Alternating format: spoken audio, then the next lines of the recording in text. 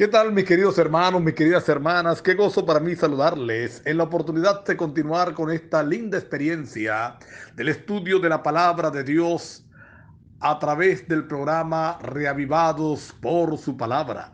Agradezco al Señor por su cuidado, su compañía hasta esta hora y por el gozo que me da de conectarme con ustedes a través de estos medios. Estamos llegando al primer capítulo de la segunda carta del apóstol Pablo a los tesalonicenses. Es decir, estamos abriendo una nueva carta paulina donde sin duda vamos también a tener grandes ah, bendiciones, vamos a tener grandes lecciones para nuestra vida espiritual.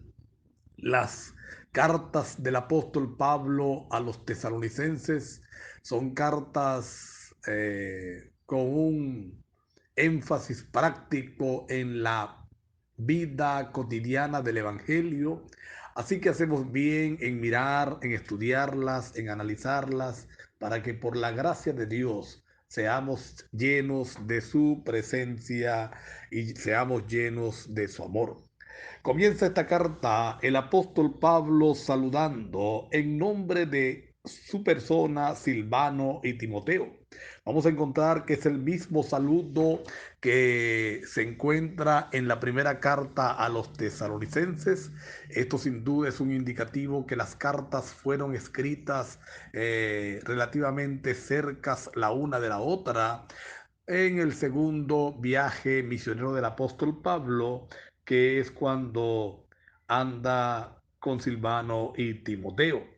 Así que eh, él los incluye en el saludo, los incluye en la introducción, pero no son necesariamente autores de la carta. Está visto que la carta es autoría total del apóstol Pablo. Él es quien la dicta, él es quien redacta entonces la misma.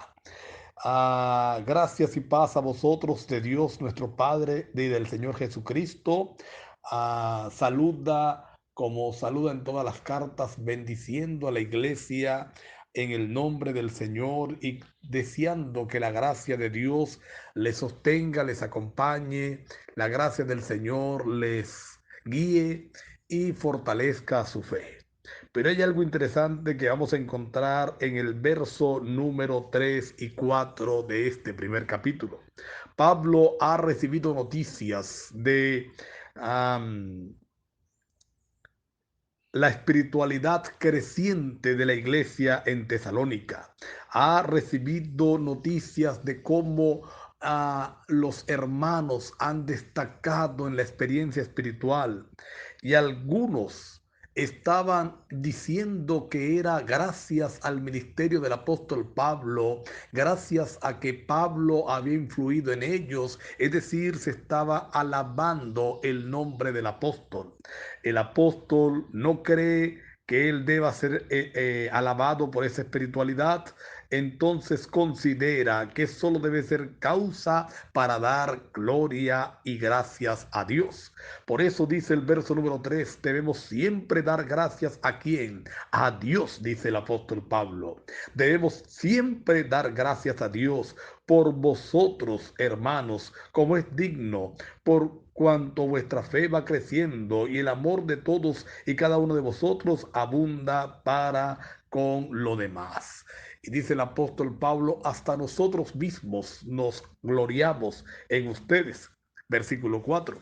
Así que aquí tenemos una lección interesante para nosotros que siempre estamos trabajando para el Señor, los que estamos dentro de la iglesia.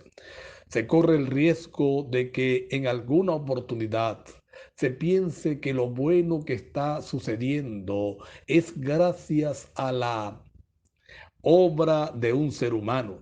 Y si bien es verdad que el Señor utiliza instrumentos para que su gracia llegue a las personas, si bien es verdad que Dios utiliza instrumentos para que se coordine el evangelio, se predique el evangelio, se enseña a la gente a vivir en Cristo. Es verdad que el Señor utiliza instrumentos para iniciar reavivamientos. La gloria y la honra siempre deben ser dadas al único que la merece, al único que es digno de ellas, a Cristo Jesús. Así que cuando alguien trate de alabarle porque se ha hecho algo bueno, desvíe inmediatamente el comentario diciendo la honra y la gloria sea para Dios, la alabanza sea para el Señor, el reconocimiento sea para nuestro Salvador. Ahí tenemos una primera lección práctica interesante en el capítulo número 1. La segunda cosa que quiero enfatizar en esta mañana es el énfasis que hace el apóstol Pablo de la venida de Cristo Jesús.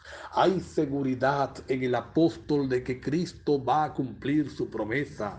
Hay seguridad en el apóstol de que Cristo va a regresar por segunda vez, tal y cual lo ha enseñado, lo ha prometido, tal y cual es su promesa. Y va a enfatizar que en esa venida dos cosas importantes van a ocurrir. Dos cosas importantes van a suceder. La primera es que los justos van a ser reivindicados.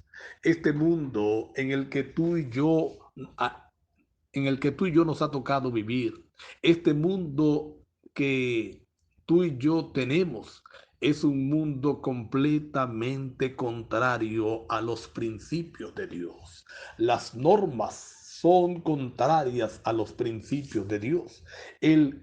La vida cotidiana es contraria a los principios de Dios. Por esa razón, los cristianos nadan contracorriente. Por esa razón nosotros no pertenecemos a este lugar. Por esa razón nosotros no estamos bien en este lugar.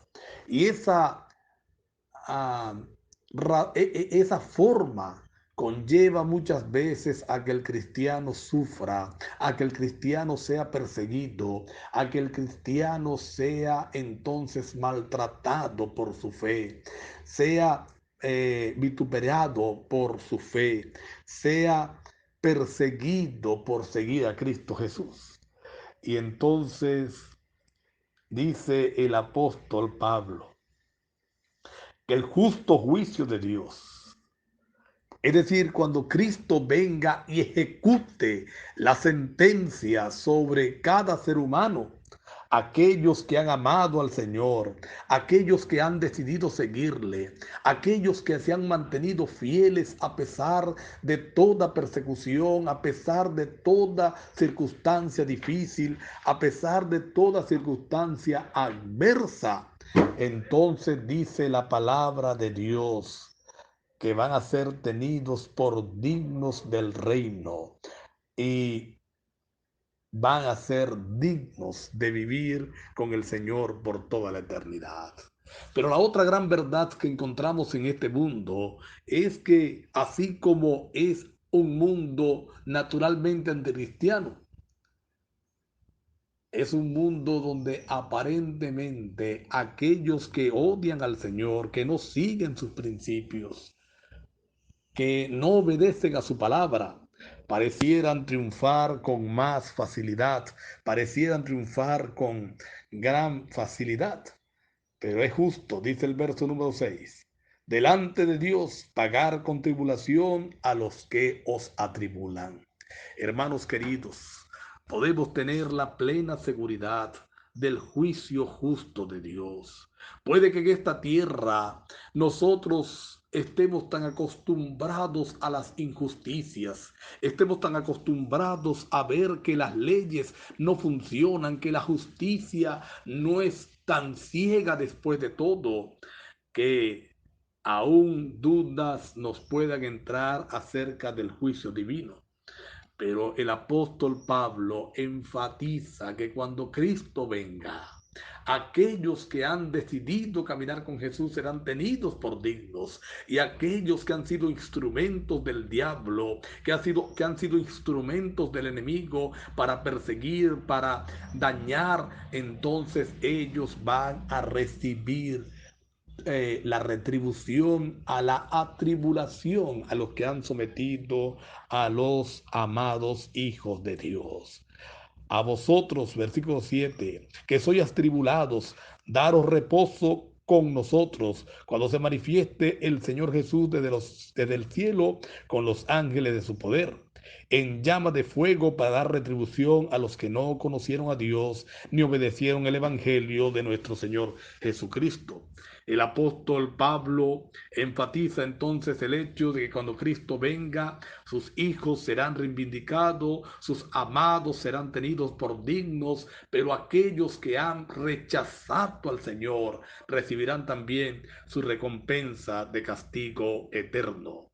Y el apóstol Pablo divide a los que han eh, rechazado a Cristo en dos grandes sectores.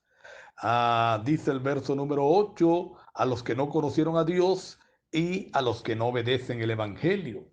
Y algunos eruditos han establecido que los primeros se refieren a los gentiles, los segundos se refiere, perdón, a los judíos, pero definitivamente son dos grupos de personas que están en todos lados. Los que no conocieron a Dios, ¿quiénes son? Los que teniendo la oportunidad rechazaron esas oportunidades. Los que teniendo la oportunidad de saber quién era Dios, decidieron dar la espalda por completo.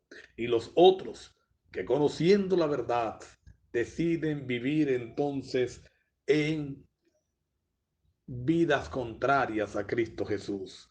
El común denominador de ambos grupos es sin duda el amor al pecado, el amor a una vida contraria al Señor, que trae sus consecuencias definitivamente.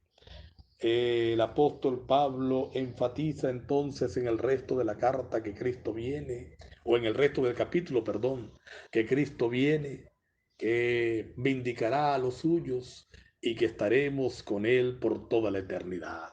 Yo quiero en esta oportunidad pedirle al Señor que nos ayude a mantenernos fieles, que nos permita seguir creciendo en la gracia divina, que nos permita seguir creciendo para honra y gloria de su nombre en el conocimiento de la verdad, y que ese crecimiento nos ayude a vencer por toda la eternidad.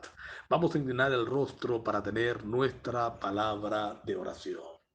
Querido Padre que estás en los cielos, gracias infinitas por el privilegio y la oportunidad, Señor, que nos concedes de estudiar tu palabra. Gracias por el capítulo número 1 de la segunda carta del apóstol Pablo a los tesalonicenses. Gracias, Señor, por lo que haces por nosotros. Ayúdanos para aprender las lecciones y aplicarlas. En el nombre de Jesús. Amén. Dios me les bendiga, mis queridos hermanos. Dios me les acompañe.